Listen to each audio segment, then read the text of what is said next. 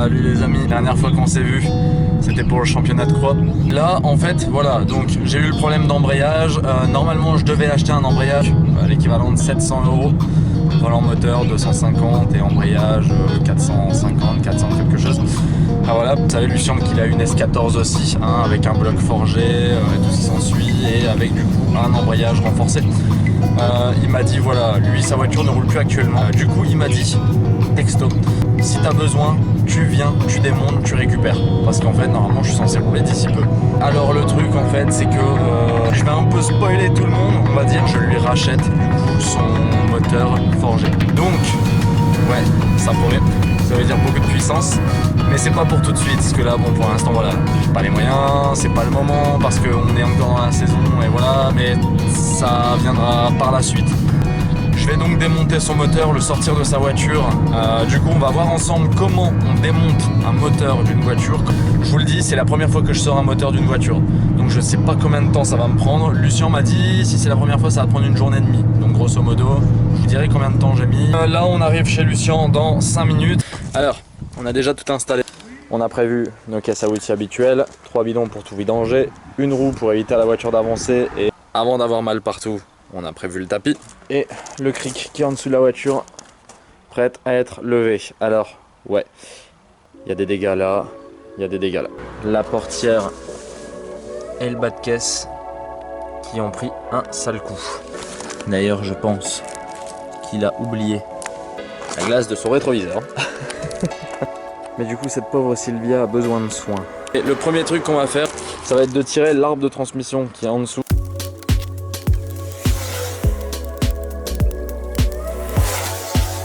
Voilà comment ça se passe en dessous. Bon, déjà on n'a pas beaucoup de place, hein. Ça c'est à cause du cric qui lève pas assez haut. Ici on a l'arbre de transmission qui va donc de la boîte de vitesse jusqu'au différentiel relié donc aux deux roues.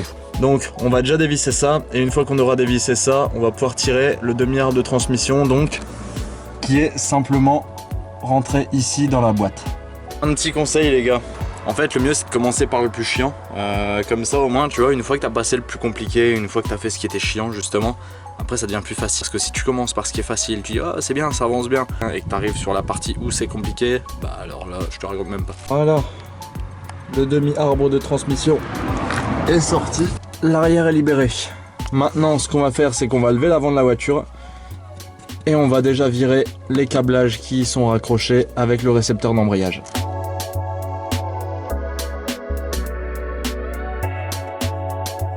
Ici donc, comme je vous avais dit, le récepteur d'embrayage. Il va falloir dévisser ces deux vis pour le sortir. Il va falloir aussi dévisser ça, du coup, l'attache ici, pour pouvoir l'enlever et l'emmener en haut. Parce qu'en fait, pour éviter que le piston qui est à l'intérieur donc du maître cylindre se déploie, il va falloir le mettre tête en l'air pour éviter donc que le piston descende et sorte de son logement en fait. Voilà donc tête en l'air en sécurité. Du coup ici on a défait les branchements qui étaient là. On a défait le maître cylindre. Du coup on vérifie qu'au niveau de la boîte, plus rien n'est lié. Voilà. Là on est en train, si je m'en mange pas plein la tronche, de démonter l'échappement pour le séparer du turbo. Une fois que ça sera séparé, du coup on va pouvoir tirer toutes les durites du circuit d'air, et ensuite on va pouvoir sortir donc le collecteur avec le turbo et toutes les durites. Ça va déjà libérer tout le côté droit du coup de la même moteur, et après il restera plus qu'à faire le côté refroidissement, donc le radiateur avec les durites d'eau.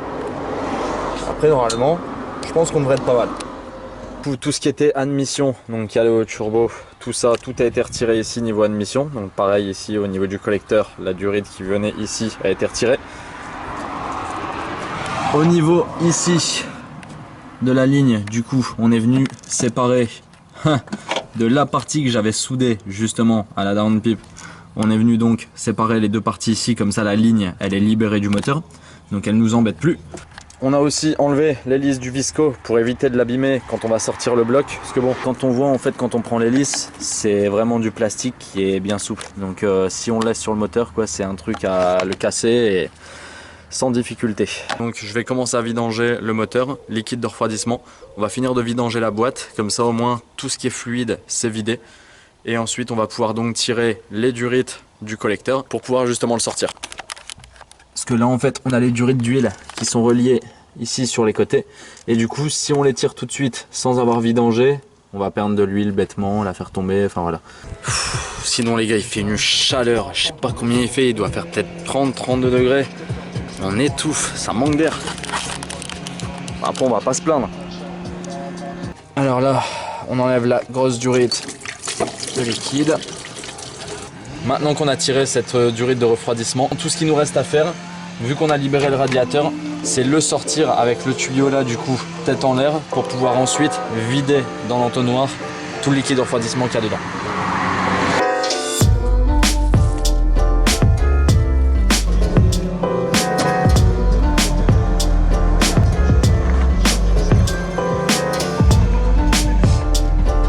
Bon, là ça s'annonce un petit peu compliqué je pense. Parce que là en fait ce qui est particulier sur le moteur à Lucien, c'est que c'est une conduite à gauche.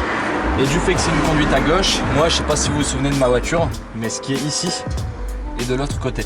Et moi ce bloc ABS qui est là, ici, il est supprimé. Donc normalement on ne devrait pas l'avoir, il ne devrait pas nous gêner comme sur la mienne, mais là il est là et comme on voit le collecteur vient juste à côté. Donc vu que je dois décaler le collecteur vers la gauche, vers ta droite, et que du coup je dois le lever ensuite, bah ça me bloque.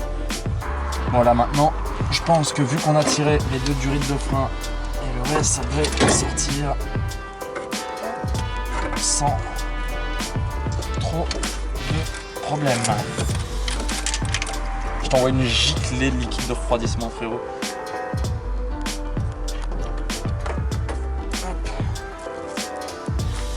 Voilà le collecteur avec turbo sorti. Donc là maintenant il y a pas mal de temps qui s'est écoulé du coup depuis. On a donc tiré le collecteur complet avec le turbo donc, qui est ici. On a été remettre les vis dessus. Ensuite ce que j'ai fait c'est que j'ai tiré là la courroie. Donc j'ai détendu ici la pompe de direction assistée. Maintenant ce que je dois faire en fait c'est que vu que moi je vais récupérer que le bloc, je vais devoir la tirer parce que ça la pompe Lucien va devoir le récupérer du coup pour mettre sur son prochain moteur. C'est pas compliqué, ce que je dois faire, donc je vais déjà commencer par tirer ces trois là et je verrai si la pompe vient. Si la pompe vient pas, ça sera certainement qu'elle sera tenue par ceux qui sont du coup ici. On va la sortir, on va voir ce que ça donne.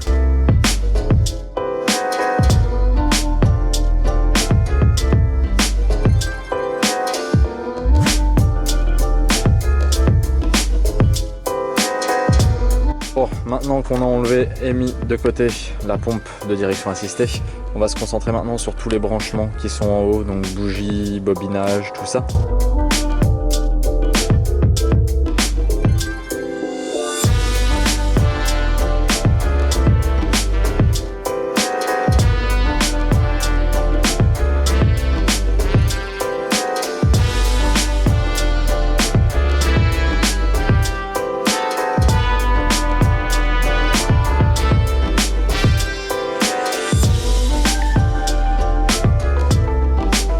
Bon, voilà, maintenant on a fait place nette, niveau faisceau, branchement, bobinage et tout ce qui s'ensuit.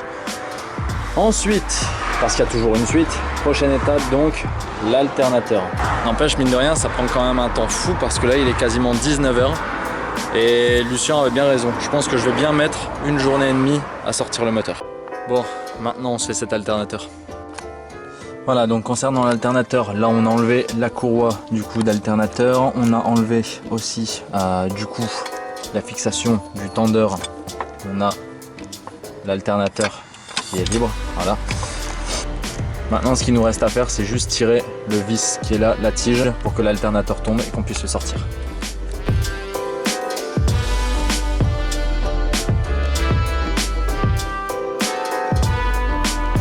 Quatrième fois de la journée que je vais me laver les mains. Et vas-y que je me coupe, et vas-y que je me coupe ici, et vas-y que je me fais des coups, que je m'érafle. Ça c'est toutes les joies de la mécanique. Bon, du coup, pour le circuit d'essence ça a été démonté. Je pense que c'est bien pour aujourd'hui, parce qu'en soi il est déjà 20 h 30 et j'ai des choses à faire. Puis je pense qu'on a déjà bien fait le vide autour du bloc. Qu'est-ce que t'en penses, Lucien? En gros, t'as tout cassé. Tu vois la voiture, elle tournait plus. Ah bah non, là pour le coup.